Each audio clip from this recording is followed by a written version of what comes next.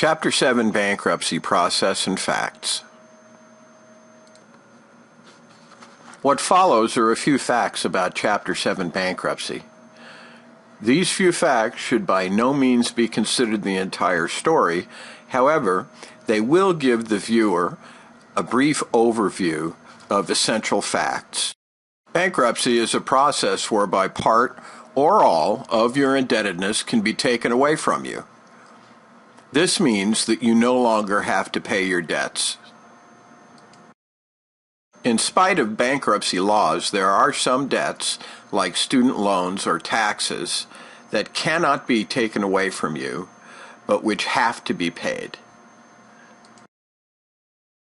One of the truly great things about bankruptcy is something called the stay.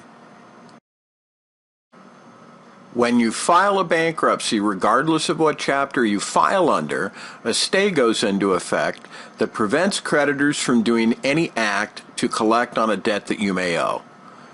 For example, they can no longer communicate with you or do any act to collect on a debt, even if they were in the middle of a court case, or even if they have a judgment.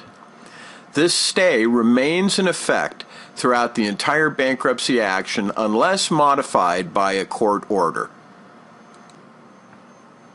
Since October 17, 2005, which is when the new bankruptcy law went into effect, a greater care has to be taken to avoid making a mistake that could cause your bankruptcy to be dismissed. This new bankruptcy law was written by MBNA, which is a credit card company. It contains new practices such as a means test, which is a test that determines your eligibility to file a bankruptcy action. Another requirement is that there are 2 mandatory classes now, which can either be taken in person, by telephone, or on the internet. These 2 sessions will run about 1/2 hour each. One of these needs to be completed before filing your bankruptcy petition or soon thereafter. This class is nominally referred to as a credit counseling course. The other one is a financial management course and needs to be completed by a specific time period within the framework of your bankruptcy action. These processes were originally intended by creditors to intimidate, confuse, or otherwise steer debtors away from a bankruptcy filing.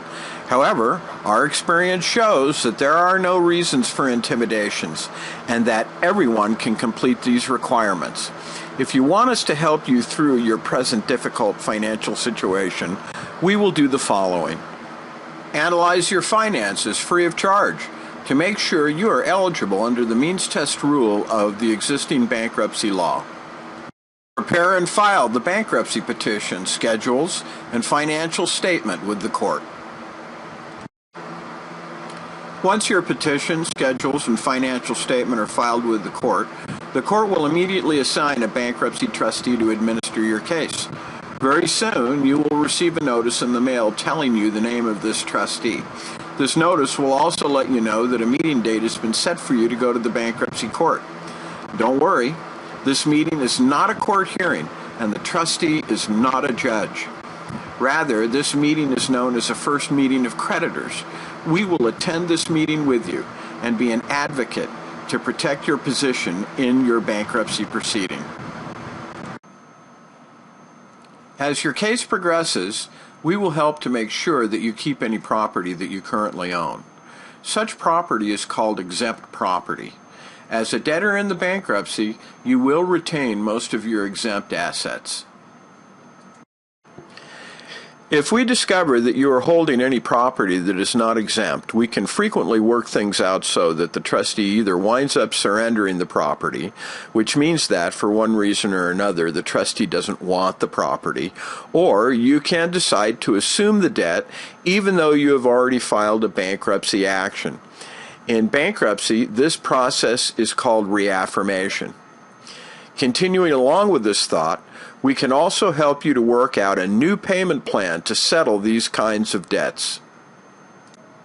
Finally, we will help you to obtain a discharge of your indebtedness.